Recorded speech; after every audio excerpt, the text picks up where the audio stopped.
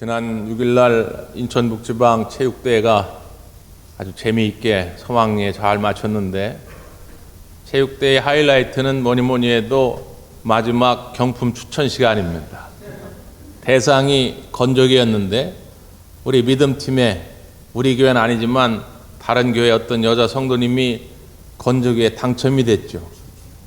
제가 본부석에서 이렇게 쳐다보고 있는데, 그 앉은 자리에서 본부석까지 나오는데 손을 들고 춤을 추며 앞에 나와서 시상하는 감사님을 막 3번, 4번 끌어안고, 제가 목회하면서 그렇게 은혜 받은 얼굴은 처음 봐요.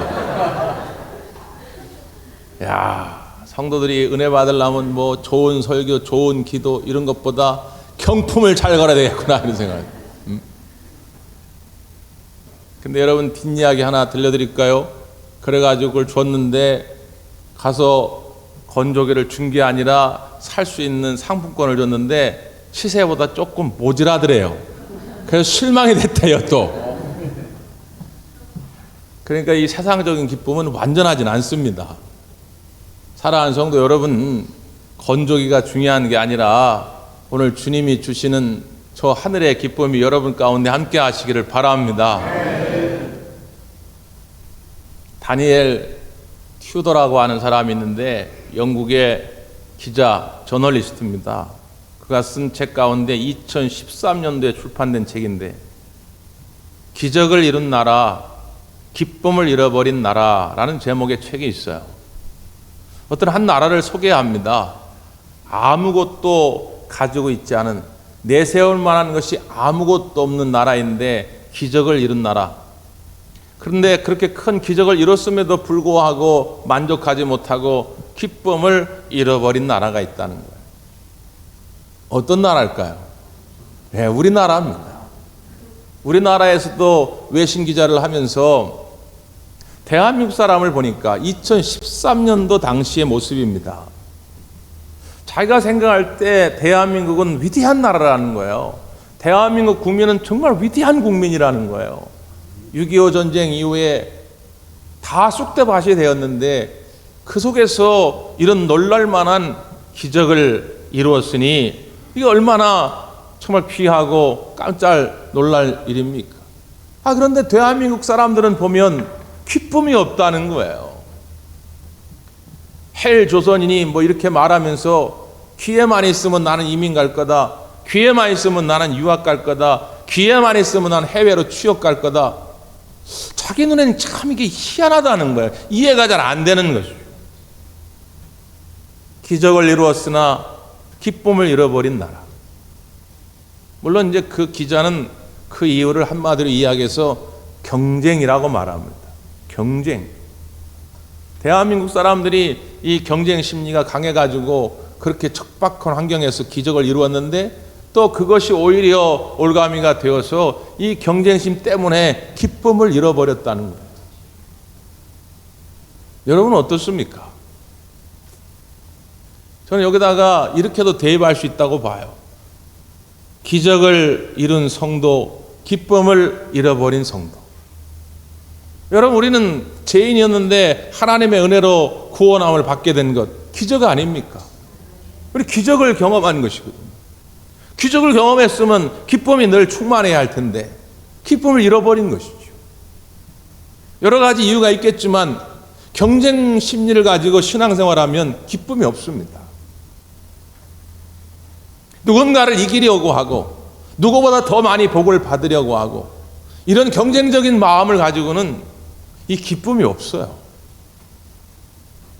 존 맥스웰이라고 하는 목사님이 쓴 책 가운데서 자신의 이야기를 소개하는데, 이분이 이제 고등학교 때 연애를 했대요. 자기가 집에서 가장 싫은 일이 하나 있는데 엄마가 설거지를 자꾸 시키는 거예요. 다른 거는 그래도 할 만한데 설거지를 시키면 참 귀찮다라는 거예요. 그래서 이제 엄마가 설거지를 시키면 도망 나오는 겁니다. 데이트하러 간다고 핑계대고.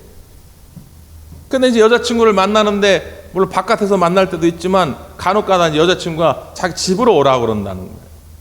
그래서 여자친구 집에 갔더니 여자친구도 설거지를 하고 있는 거예요. 그러면 자기한테 와서 좀 도와달라고 그러는 거죠. 그 여자친구가 도와달라고 하니까 가가지고 설거지를 하는 겁니다.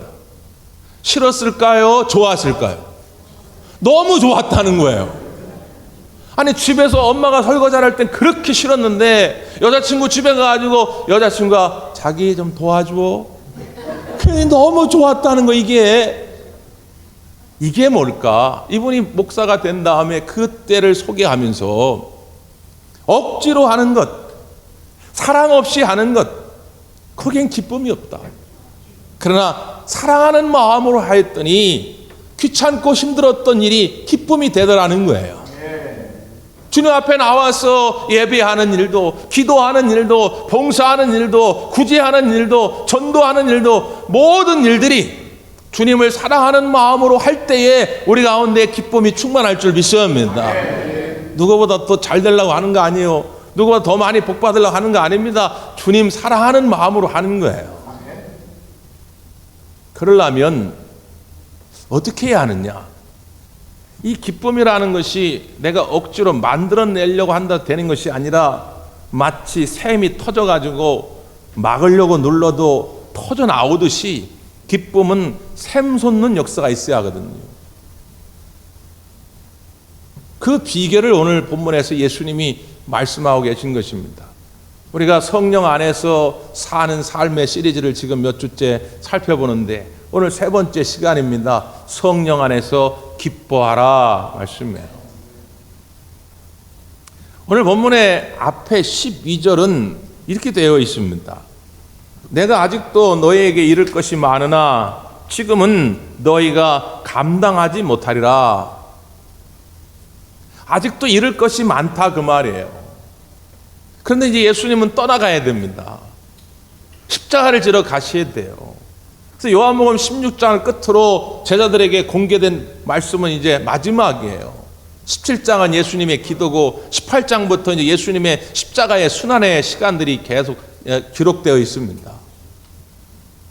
정말 예수님은 하고 싶은 말이 많아요. 3년 동안을 훈련시켰는데 이 제자들은 예수님의 본뜻을 이해도 못하고 누구는 좌편, 누구는 오른편, 누가 더 좋은 자리, 누가 더 높은 자리, 이런 경쟁적인 마음이나 가지고 있으니 예수님이 얼마나 답답하겠습니까? 그런데 내가 더 이상은 말하지 않겠다. 그 이유가 뭐라고요? 너희가 감당하지 못하리라. 이 말은 아무리 더 얘기해도 이해할 수도 없고 이해한다 한들 순종할 수도 없다는 거예요. 그러면 예수님께서 야 너희들은 어차피 감당도 못하니까 이제 더 이상 너희들한테 얘기해봐야 소용없어. 이제 안 할래? 그겁니까? 아니지요. 지금은 연약하여 예수님의 말씀의 본 뜻을 제대로 이해하지도 순종하지도 못하고 있지만은 여기서 머물러 있어서는 안 된다. 너희들이 예수님의 말씀을 온전히 이해하고 그 말씀에 순종하는 그때가 와야 된다는 거예요. 그리고 그때가 올 것이라는 거예요. 언제요? 그게 이제 오늘 본문의 시작이에요. 13절 말씀. 13절 시작. 그러나 진리의 성령이 오시면 그가 너희를 모든 진리 가운데로 인도하시리니 그가 스스로 말하지 않고 오직 들은 것을 말하며 장래의 일을 너희에게 알리시리라. 아멘. 진리의 성령님이 오시면 그가 모든 진리 가운데로 우리를 인도하신다는 거예요. 성령님의 중요한 속성이 뭐냐? 진리입니다. 그럼 성경 전체에서 진리를 설명할 때 뭐라고 설명하느냐? 크게 두 가지지요. 하나는 뭡니까? 하나님의 말씀이에요. 하나님의 말씀이 진리입니다. 두 번째는요, 예수 그리스도 그 자체예요. 예수님이 진리입니다. 내가 곧 길이요 진리요 생명이니 예수님은 스스로를 진리라고 소개하고 있어요. 그러니까 오늘 이 말씀이 무슨 뜻입니까? 예수님이 곧 진리입니다. 예수님이 곧 하나님의 말씀이에요. 근데 제자들은 지금까지 그걸 제대로 깨닫지 못했다는 거예요. 근데 누가 오시면요? 성령님이 오시면 그걸 깨닫게 해서 예수님이 하나님 말씀 그 자체였구나. 예수님이 진리 그 자체였구나. 예수님이 그때 그래서 그런 말씀을 우리에게 해주셨구나. 이걸 깨닫는 시간이 온다는 거예요. 언제 온다고요? 성령님이 오시면, 성령이 우리 가운데 임하시면 그게 깨달아진다는 거예요. 교회에서 주님의 일을 감당할 때에도 성령이 충만하지 아니하면 만사가 불만이에요. 이해가 안 됩니다. 저 사람은 나보다 교회 오래 다녔는데 저 사람도 저렇게 가만히 있는데 저 사람은 저렇게 기도도 안 하고 그렇게 봉사도 안 하고 헌신도 안 하는데 왜 내가 해야 되나? 성령에 충만하지 아니할 때는 주님의 마음이 읽어지지가 않아요. 나를 향하신 하나님의 뜻이 깨달아지지가 않습니다. 근데 언제 깨달아진다고요? 성령이 오시면, 성령께서 여러분을 다스리기 시작하면, 성령님이 여러분의 마음을 주장하기 시작하면 그래서 그랬구나. 저분은 그럴 만한 사정이 있고 하나님이 지금 이 순간 이 상황에서 이 일을 위하여 하나님이 그 나를 부르셨구나. 그래서 이렇게 찬양대 연습도 하게 하시고 전도팀도 하게 하시고 이 상황에서 물질로 하나님 앞에 헌신하게 하시고 이 상황에서 나를 양보하기도 하시고 이게 깨달아지는 거예요. 언제요? 성령이 오시면. 그래서 자나깨나 그리스도인들은 성령 받고 성령 충만한 삶을 살아야 할 줄 믿습니다. 그래서 늘 사모해야 돼요. 성령의 충만함 없이는 안 됩니다. 아무리 노래를 잘하고 반주를 잘하고 기타를 잘 쳐도요 찬양팀 못합니다. 귀찮아서 못해요. 짜증나서 못합니다. 지루해서 못해요. 인간의 재주를 가지고는 할 수가 없어요. 한두 번은 할 수 있어요. 한두 번. 사람들이 환호를 쳐주고 말이지 박수 쳐주고 하니까 기분 좋아할 수 있어요. 그건 어쩌다 한두 번이에요. 성령의 도우심이 없으면 매사가 지루해요. 사랑하는 성도 여러분, 우리 대광교회 특별히 주일에 부름받은 사역자 여러분, 성령의 기름 부으심이 가득하기를 간절히 바랍니다. 그때부터는 이제 기쁨이 찾아오기 시작하는 거예요. 그 이야기를 지금 예수님이 하고 싶은 것이죠. 그런데 그 이야기를 하기 위해서 예수님이 알듯 모르듯한 이야기를 하나 하십니다. 이게 뭐냐면 16절에 이렇게 되어 있어요. 조금 있으면 너희가 나를 보지 못하겠고 또 조금 있으면 나를 보리라. 조금 있으면 나를 보지 못하겠고 또 조금 있으면 나를 보리라. 이게 무슨 말씀이죠?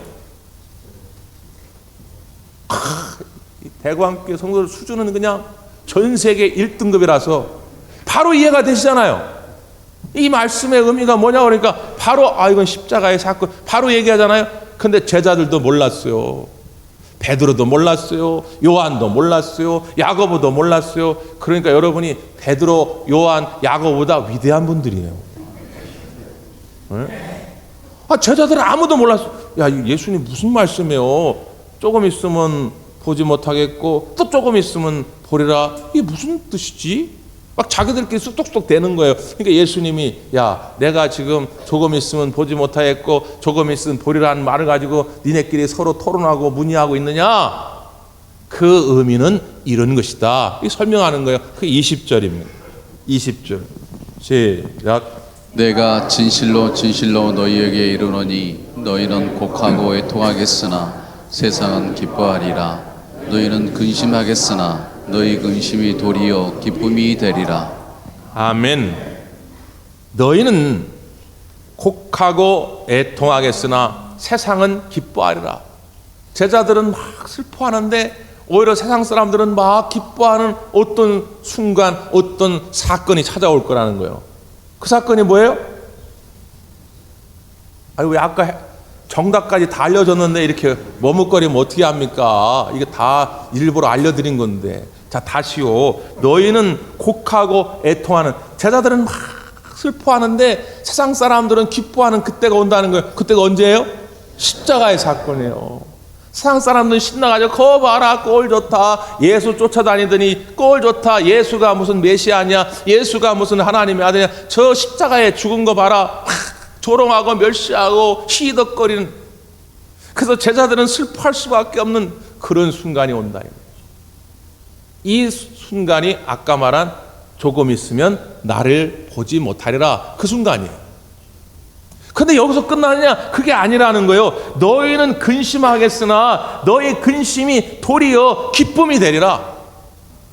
십자가를 바라보며 근심할 수밖에 없고 슬퍼할 수밖에 없으나 아니라 그게 오히려 도리어 기쁨이 될 것이다. 십자가의 사건이 기쁨이 될 거라는 거예요. 왜요? 십자가의 사건은 어떤 사건이냐? 생명이 잉태되는 사건이다. 그래서 그 다음 21절에 여자가 해산하는 비유를 든 거예요. 여성분들이 해산을 앞두고는 두렵죠. 실제 해산의 고통이 이 세상의 최고 큰 고통이라고 말하지 않습니까? 남자들은 죽었다 깨나도 이해할 수 없는, 아무리 군대 해병대를 갔다 와도 이해할 수 없는 고통이 해산의 고통이란 말이에요. 그럼에도 불구하고 그 고통 가운데 생명이 잉태됐을 때 그 고통은 온데간데 없이 잊어버리고 기뻐하지 않느냐. 마치 그와 같이 십자가의 그 고통이 거기서 끝나는 것이 아니라 새로운 기쁨을 가져다 줄 것이다. 그건 뭐냐? 우리의 영혼이 새롭게 태어나기 때문이다. 그 사건이 어떤 사건이냐? 그게 이제 22절이에요. 22절 시작. 지금은 너희가 근심하나 내가 다시 너희를 보리니 너희 마음이 기쁠 것이요 너희 기쁨을 빼앗을 자가 없으리라. 아멘. 지금은 어느 때라고요? 십자가의 때. 그때는 너희가 근심하나 내가 다시 너희를 보리니, 다시 보는 때가 온다는 거예요. 그때가 어느 때예요? 부활의 때예요. 성령 강림의 때란 말이에요. 그때 내가 너희를 다시 보게 되리니 그때는 너희 마음이 기쁠 것이요 너희의 기쁨을 빼앗을 자가 없으리라 말씀합니다. 무슨 말씀입니까? 십자가를 바라보며 당연히 슬프죠. 사랑하는 사람과 이별한다고 하는 건 가장 큰 스트레스입니다. 실제로 심리학자들이 조사를 해보면 예를 들어서 사업을 하다가 망했을 때도 스트레스가 있겠지요. 내 몸이 아파서 스트레스가 생길 수도 있겠지요. 친한 친구와 싸워도 스트레스가 있을 수 있겠죠. 그러나 그 스트레스보다 몇 배 하나 더 큰 스트레스는 사랑하는 사람과 이별을 하는 겁니다. 부모님을 먼저 하늘로 보내드리고, 부모님을 보내드리는 것도 아픈데 내 자식을 먼저 보내드리게 될 때 그 스트레스, 그 슬픔은 이루 말할 수가 없죠. 예수님을 사랑했고 예수님을 믿고 따랐던 제자들도 십자가의 사건을 바라보며 그 슬픔과 절망감은 이루 말할 수가 없는 것입니다. 우리의 삶 속에 그런 순간들이 많이 찾아오지 않습니까? 그러나 거기서 끝이 아니라는 거예요. 예수님이 다시 찾아오셔서 부활하셔서 보여주실 것이고, 그리고 거기서 머무는 것이 아니라 승천하신 후에 성령님을 보내주셔서, 육신의 예수님은 지금 내 곁에 계시지 않지만 성령으로 오신 예수님이 저와 여러분 곁에 지금도 함께 하시는 줄 믿어야 합니다. 그럴 때에는 기쁨이 충만하게 된다는 거예요. 이 기쁨은 그 어떤 세력도 빼앗아 갈 수가 없다는 거예요. 이게 깨달아지고 성령으로 오신 예수님이 보여지고 느껴지면 우리는 항상 기뻐하는 삶을 살게 됩니다. 여러분, 웃음 부모라고 하는 말 들어보셨습니까? 지난달 좋은 생각이라고 하는 잡지, 좋은 생각을 매월 저희가 구독하는데 읽다 보니까 거기에 소개가 됐더라고요. 아프리카 원주민들이 갖고 있는 풍습 이야기입니다. 그 원주민 사회에서는 아이가 처음 태어나면 그 마을 사람들이 하루에도 두세 번씩 지나가면서 그 아이를 바라보고 웃어줍니다. 처음에는 이 아이가 눈도 제대로 못 뜨지요. 마을 사람들과 눈도 맞추지도 못합니다. 근데 그렇게 일주일이 지나고 2주일이 지나고 한 달이 지나고 하다 보면 이 아이가 점점 그 마을 어른들과 눈을 마주치게 돼요. 그럼 마을 사람들이 지나가면서 계속 이 아이를 보고 웃어줍니다.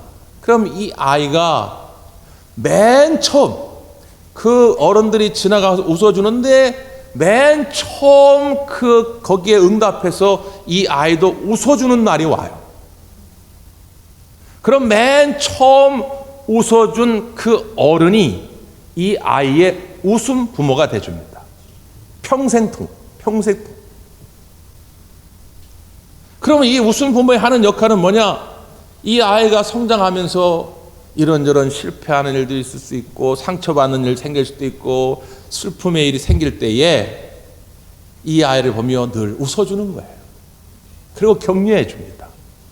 심지어 집에서 자기 친부모가 내 실수 때문에 나를 꾸지람 할 때에, 야단칠 때에도, 그럼 이 아이는 막 울면서 누굴 찾아가느냐?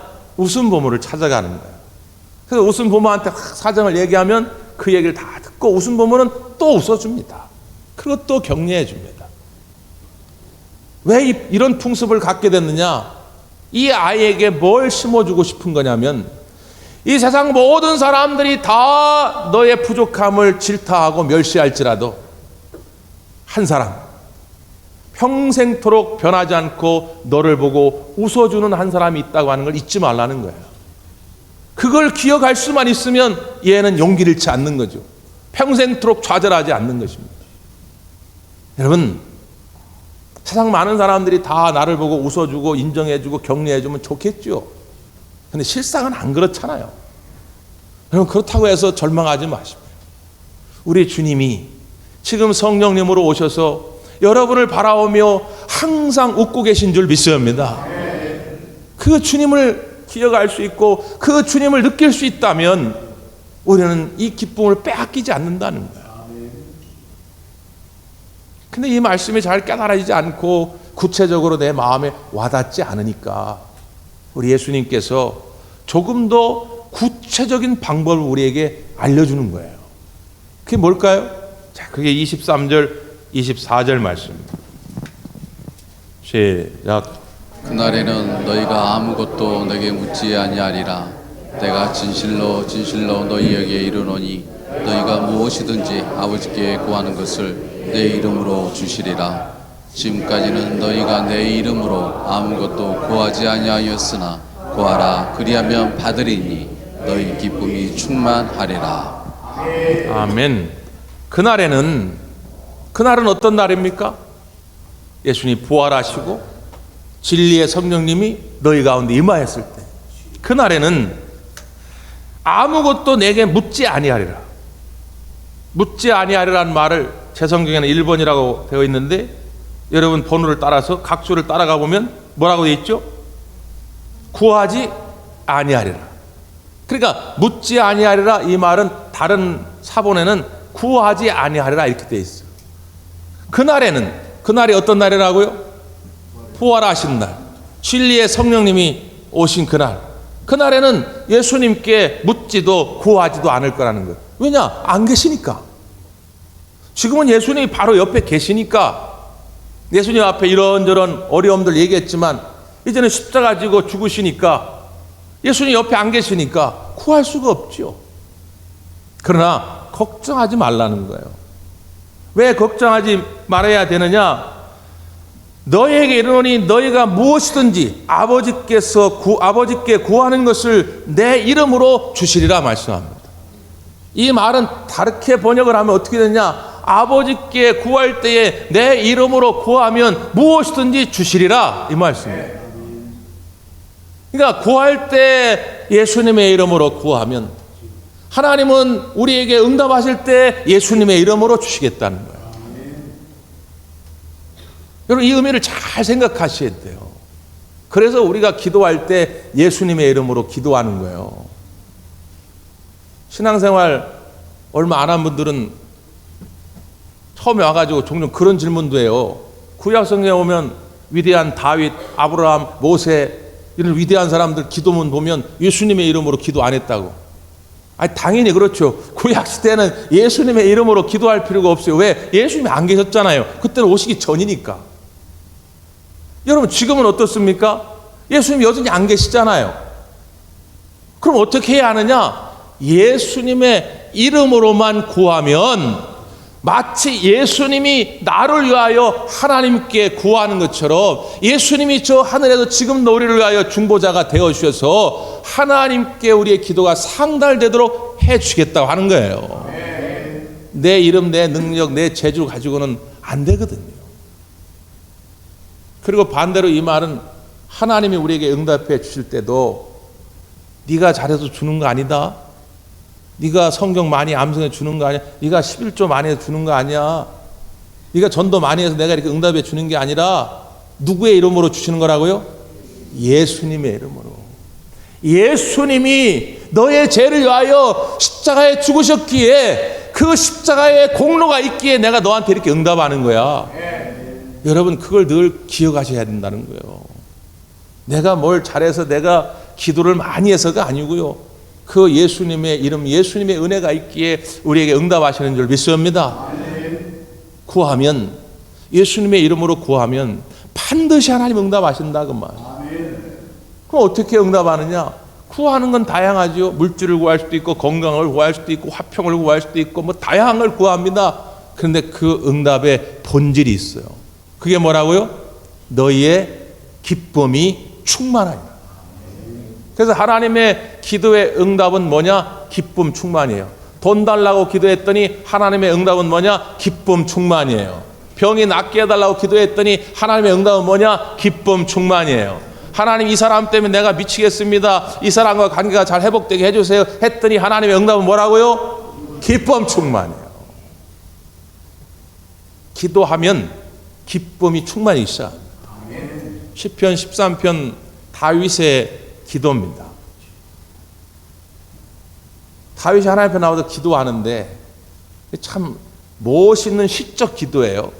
이렇게 기도합니다. 여호와 내 하나님이여, 나를 생각하사 응답하시고 나의 눈을 밝히소서. 두렵건대 내가 사망의 잠을 잘까 하오며, 두렵건대 나의 원수가 이르기를 내가 그를 이겼다 할까 하오며, 내가 흔들릴 때에 나의 대적들이 기뻐할까 하나이다. 다윗은 왕이며 동시에 시인이기 때문에 사망의 잠을 잘까 하오며 참 멋있게 기도하죠. 우리 장로님들도 대표 기도할 때 오면 다 특색이 있어요. 각양각색인데, 그러니까 어떤 분들은 이렇게 시적으로 기도하는 분들이 있어요.